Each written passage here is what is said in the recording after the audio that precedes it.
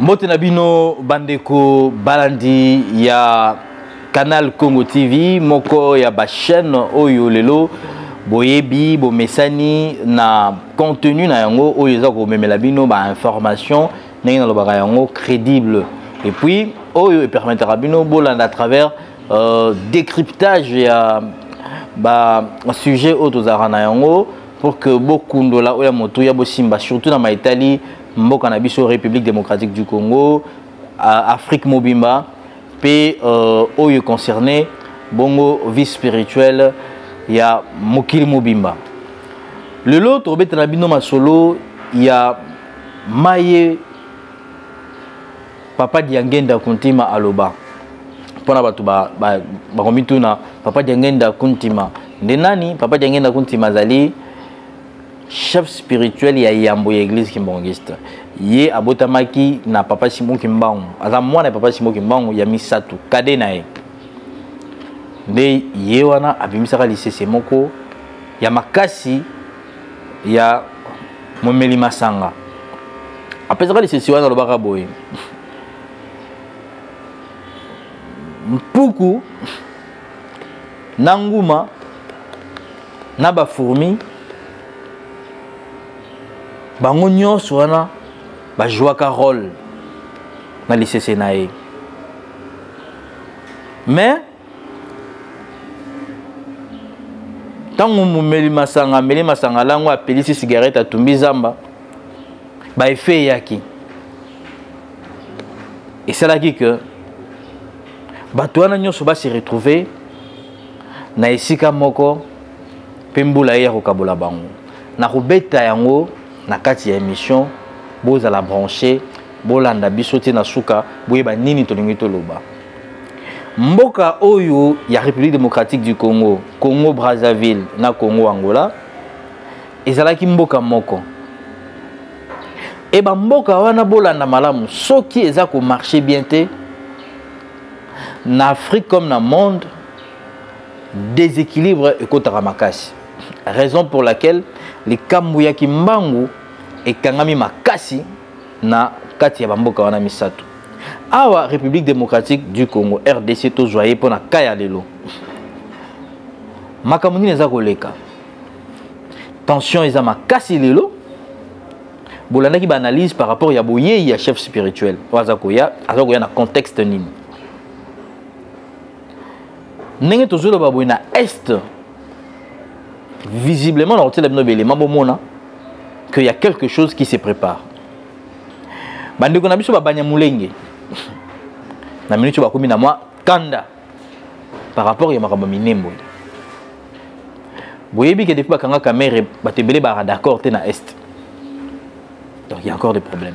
Et ba tension entre FCC na cash. Donc Kabila na Tshisekedi toujours la na biso na bino nenge évolution ya makambo za kokende. Mais yambona zonga na lisese ya papa Diangenda Kuntima na ngina permettre bino bolanda interview ya député oyo a interpellé ki Azarès Ruberwa pona dossier ya Minembwe ndenge a conclure ki parce que pona ye Ruberwa il fallait démissionner parce que biloko wana c'est la tricherie Munyamulenge moko a réagir Bozola na député, bozola pe Munyamulenge wana. Azali sénateur, donc aza parlementaire. Comme on a eu Moïse Nyarugabo. Bola na ton na makambo alobi pona ba congolais. Ngana zozonga toko décortiquer na bino l'ICC ya papa Diangenda Kuntima. Bolanda. Je crois qu'il est resté sur la ligne de défense qu'il avait faite le premier jour, essayant de rejeter toute la responsabilité au ministre professeur de l'Intérieur. Donc je crois que dans ma conclusion, j'ai pu donner l'ensemble d'éléments de preuves pour démontrer que c'est lui, Ruberwa, qui est l'acteur principal de ce théâtre de Minembwe. Il a planifié, il a programmé, il a tout fait pour intimider les communautés locales, en venant avec les diplomates, avec les militaires, avec les députés, qu'il a pris dans cette histoire-là pour l'installation de Minembwe. Et j'ai démontré en suffisance qu'il y avait conflit de compétences. J'ai aussi profité pour corriger certains égarements historiques qu'il essayait de démontrer en disant que les Banyamulenge sont là depuis 1800, alors que des textes existent pour dire qu'ils sont arrivés depuis 1753. Et donc je crois qu'au vu des éléments qui ont été démontrés, et des mensonges qu'il a voulu distiller au niveau de l'Assemblée nationale qui s'apparente à l'outrage au Parlement, je lui ai demandé de déposer sa démission. Et quelle piste de solution en termes de recommandations? Je vais donner les recommandations. Je crois que l'acte qui a été posé à Minembwe, c'est un acte nul, puisqu'il est basé sur les faux. Et donc, ce décret-là doit être corrigé. Nous sommes demandeurs pour la paix. Et je pense que nous n'avons pas de choix. Et Moïndo devait comprendre ça. Nous n'avons que deux choix. Ou nous allons vivre ensemble comme des frères, ou nous allons mourir ensemble comme des idiots. C'est à eux de choisir. Mais je vais dire aussi, ceux qui veulent faire le populisme, que je vois là, qui veulent en fait gagner un peu de popularité sur la cendre d'un peuple, sur la cendre de Banyamulenge, ou dans les temps de leur sang, ils vont s'y noyer. Mais nous n'avons pas de choix. Nous sommes demandeurs. Nous voulons la paix et nous l'offrons. Mais on ne peut qu'applaudir avec les deux mains. Bolandi bino moko ndenge Moïndo Nzangi, député national, oyo a interpellé King Roberwa alobi Bolandi kanda ya Moïse Nyarugabo. Est-ce que le Bino quelque chose? Président de la République de bien, Banyamulenge basa ba Congolais. Mais tant que Moïse Nyarugabo bazoloba, ceux qui bolingi to vivre ensemble comme ba frères, ils ont dépendre na bino. Ceux qui peuvent bolingi to kufa ensemble comme ba idiot, ils ont dépendre na bino. Ba propos ana. Est-ce que le Bino quelque chose? Bino moko Bolandi, siko Bolanda, élection ya comité ya Batusi. Batusi congolais. Tu as 450 ethnies na RDC. Bomituna. Batusi congolais basali élection na bango. Pe boyoka makambu oyo moto asali a organiser ma ponomi. Oyo ya Batusi a lobby par rapport à la balkanisation de la RDC. Bolanda.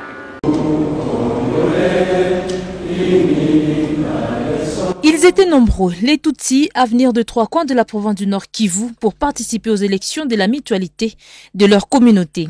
D'abord, les élections territoriales, notamment un secrétaire exécutif et son équipe pour le Massissi, le Nyiragongo et les Rutshuru. Après quoi, ceux-ci ont procédé à leur tour à voter le comité provincial de la mutualité de la communauté Tutsi. Au poste du secrétaire exécutif provincial, David Karambi a énormément emporté sur Kamandi Emmanuel par 19 voix contre 8. Kamandi Emmanuel Runigi a obtenu 8 voix sur 27. Karambi David a obtenu 19 voix. Rassembler et rendre utile la communauté Tutsi aux autres communautés de la province, telle est désormais la bataille de David Karambi. Vous voyez, notre communauté était désordonnée depuis une dizaine d'années, mais aujourd'hui, nous avons un comité. Nous allons nous organiser de manière à rassembler tous les fils et filles de notre communauté ici au Nord Kivu, afin que nous conjuguons les efforts de commun accord et que l'on soit utile à nos frères et sœurs des autres communautés, ce qui constitue un service pour la nation. Côté Barza intercommunautaire, par les biais de son premier vice-président Kambale Joseph, rien n'est plus apaisant que de voir la communauté Tutsi de nouveau unifiée. Est-ce que nous sommes d'abord très heureux au Baraza de constater qu'au jour d'aujourd'hui, l'équivoque est levé. Parce qu'en effet, il y a presque 6 mois, il y avait 2 comités parallèles. Et voilà que les initiés de la communauté ont compris qu'il va falloir qu'on amène toute la communauté dans une salle au Cap Kivu pour qu'on lève l'équivoque. Maître Ali Kabengeram de l'activité ne cache pas sa satisfaction de voir les votes passer dans un climat de calme et de collaboration. Nous savons bien évidemment que les élections ou alors la démocratie dans son sens moderne engendre toujours des divergences entre des candidats. Mais s'agissant de ces élections, tout s'est passé normalement. C'est un travail qui a été concocté et réalisé par une commission avec laquelle je suis à cet instant. Les autres sont à Kinshasa. C'est un travail d'équipe et pour nous, c'est une fierté d'avoir ici la mission que l'Assemblée générale nous avait confiée. Je pense que ceux qui parlent de la balkanisation, eh bien, ils ne connaissent pas l'histoire de la République démocratique du Congo. Il est vrai que certaines personnes, certains politiques avancent toujours des accusations infondées portées sur la communauté Tutsi en disant que nous serions des acteurs de la balkanisation. Et moi, je vais leur poser une question. Qui était là lors de la création de ces pays, quand ces pays étaient en train d'être constitués par les colons? Qui était là de nous Congolais? Qui était là? Tous les jours, nous disons Mboka Bakoko Batigela Kabisson. Vous pouvez me citer un seul Koko congolais qui a participé à la création de ces pays? Nous sommes d'abord Tutsi avant d'être Congolais. Le Congo nous a trouvés, le Congo est venu vers nous. Nous sommes Tutsi, nous sommes fiers de l'être et nous appartenons à la République démocratique du Congo. Nous sommes Congolais, nous n'avons pas besoin de prouver que nous sommes Congolais, nous n'avons pas besoin de nous justifier. Eh bien, s'il y a balkanisation, ce sont les ancêtres qui peuvent le décider. Croyez-moi, il n'y a aucun Congolais qui peut décider aujourd'hui de la balkanisation de ces pays. Tutsi soit-il. Mais si nos ancêtres, ceux-là qui ont créé ces pays, décident aujourd'hui de balkaniser ces pays, eh bien, vous le connaissez bien, nos ancêtres, c'est les Belges et leurs sociétaires. S'ils se décident aujourd'hui de balkaniser ces pays, je ne vois même pas celui-là qui lèverait sa main. Parce qu'il n'était pas là lorsque ça a été créé. Eh bien, pour nous, c'est juste un faux fuyant. Nous n'avons besoin que d'une seule chose. Vivre comme tout le monde, dans la paix, sans être stigmatisé. C'est tout ce que nous voulons. Nous voulons vivre comme toutes les autres communautés. Et nous ne vivons pas mieux que les autres. Le même problème que les autres communautés, nous le partageons. Les routes, l'électricité, le chômage, nous le partageons au même titre. Les Tutsis n'ont pas de privilèges. Nous ne sommes pas dans un pays qui octroie encore des bourses d'études, des faveurs à sa population. Il n'y en a pas. Tout ce que nous avons, nous travaillons d'arrache-pied pour l'avoir. Et donc, nous récusons ces accusations infondées et nous conseillons aux gens qui continuent à nous accuser de venir ici. Ils se rendront compte qu'ici, c'est chez nous. Nous y sommes, nos parents y étaient avant que les colons arrivent et nous continuerons à y exister, qu'importe leur sentiment de haine ou de discrimination. Une occasion comme celle-là offerte par le numéro 1 de la République, c'est-à-dire le président de la République, chef de l'État, ne saurait échapper à la communauté Tutsi. Vous savez que nous avons plusieurs problèmes qui nous guettent et en particulier nos frères qui errent à travers le monde comme réfugiés au Rwanda, en Ouganda, au Burundi, aux États-Unis, en Europe. Eh bien, nous souhaiterions que nos populations rentrent au pays. Ça veut dire que nous avons aussi plusieurs desiderata, que si l'occasion se présente, nous ne manquerons pas à le présenter au président de la République. Tenez, c'est au total pour 13 postes que les élections ont eu lieu. Ces élus représentent officiellement la communauté Tutsi du Nord Kivu pour une échéance de 3 ans.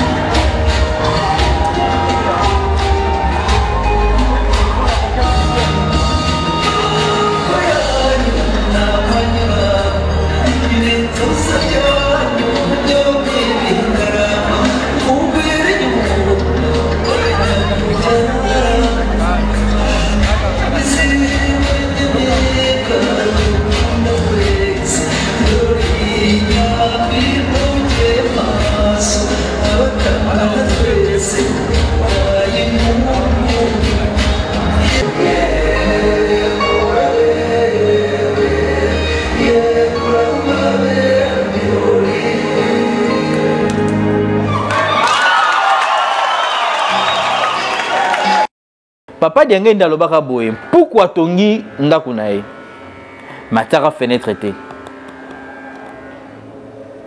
nguma aya après avoir kozala piqué akimi aya kokota kaka na ndako wana Comme on met masanga tanga melaka cigarette à boaki et pelisi zamba est-ce que ba fumi ba kimaki ba kiko kila musa nguma et nguma kimia comme que le place ni na ko batama akiko se retrouver car na li douchou pourquoi tonga ki même pour moi tonga fenêtre ezala kité nguma ko tu na ko tu ko mpuku a commencer ba calcul même bula tango yaki donc là directement il andaka nzela ya oyi esengeli yazwa pour couler nampuku nanguma je crois na ligodo ba on est sur bakufaki liseso wana za kala bakimbangiso ya kala ba yebiango mais na beton kaka moi muke pona me bakimbangiso nyonso ba yebi liseso o ba yebiango te batuna bato kala ba expliquer bango liseso wana parce que dans notre émission boy ils ont inspiration zo yamba la moko pour que na illustrer yango et tininga na lobela yango dans le but que Saint-Esprit mta lo bakati na ngai mais biso nyuma na nzambe nyonso zo ba révélation na moment nzamba lingi pe na tangu ya lingi esika o ya lingo pesa ngai na réfléchir nga na monique maloba papa diangenda wana lakisaki que to ko komaka na niveau moko oyo na muto a créer problème na bato ba soutenir problème na bato ba lingi ba profiter na problème wana bango nyonso ba kozala ba perdant tension oyo komi na mboka lelo pona makamba politique baza ko potana au cours constitutionnel o na ko diriger seni o boyena boya assemblée parlementaire na ngambu kuna ya est bino moko bolandi ba propos ya bandeko na telibino lelo nani akokata makambo mbula eza nani parce que na minute oyo babanya mulenge na ba Kinshasa kwe attente ya bien ezati baza d'accord te président de la République oyo a annulé qui tout peut faire annuler bien que sur le plan juridique en tout cas jusque là acte moko non nous et bimité et annulé officiellement sur le plan de droit, sur le plan juridique, action en Israël Magina Minemboui. Mais c'est vrai, le chef de l'État, le Baki, on a besoin acte pour que ils soient vraiment concret. Mais Robert, le Baki, Salamaki d'une manière légale. Bishonabino Tolandaki. Ça veut dire que tension est à la RDC. Pona, Boitali Mabele, et Batumoko Boye va fabriquer yango. Pour bango payer, ba profiter nango. Parce que minembo ezana ba minerai. Congo eza mboka ya mapamboli ba minerai zebele. Mais comment ko diviser bato wana ko kabola bango. Sur le plan politique, tension yé makasi et que même sur le plan tribal. Mais toujours bunda na ba sensibilisation pour que tribalisme est à la vaincu, est à la combattu. Papa Diangenda lobaka le kamba mbula. Voilà pourquoi ba kimbangiste ba yebi vérité ya bisika toza ko kende bisika toza ko suka. So ani ba kimbangiste ba yebi vérité. Ba yebi que sika solution et que ruta papa Diangenda si alobango. Et papa Simo Kimbango qui a gagné alobaka loko moko ba ko kende ba ko contre mur ba ko zona. Ndenge to loba boy. Tension eza makasi ya kosakanate. Et selon l'information na biso ba président ba pays mususu ba komi déjà ko solola na ba konti ya Congo démocratique pour kimia ezala. Ba kimbangisto boyebi li cessé ya mumeli masanga pour kuligorodo na nguma ba se retrouver ici ka moko. Embula yaka ko kotela bango tu ba kufaka. Nani akobima perdant, nani akobima gagnant. Na combat oyo bozoko mema contre peuple congolais. Na combat oyo bozoko mema pour bobundisa likambu ya Kimbangu. 2021 za centenaire ya papa Simo Kimbangu. Mais tala ngonga tikali mukie tala tension dengoye. Yangwana na lobaki na bino. Canal oyo ko sisa makambu nyonso oyo ezali nkamba. Ngai nazo koloba. Oya koyoka tant mieux. Opa koyoka te ye kaka. Mais pour l'instant, boyeba que les collègues à Koyinda, mbole za koya. Oya ko se retrouver nguma à Okende. Oya ko se retrouver Mpuku à Okende. Oya ko se retrouver Ligorodo à Okende. À bon attendeur, salut.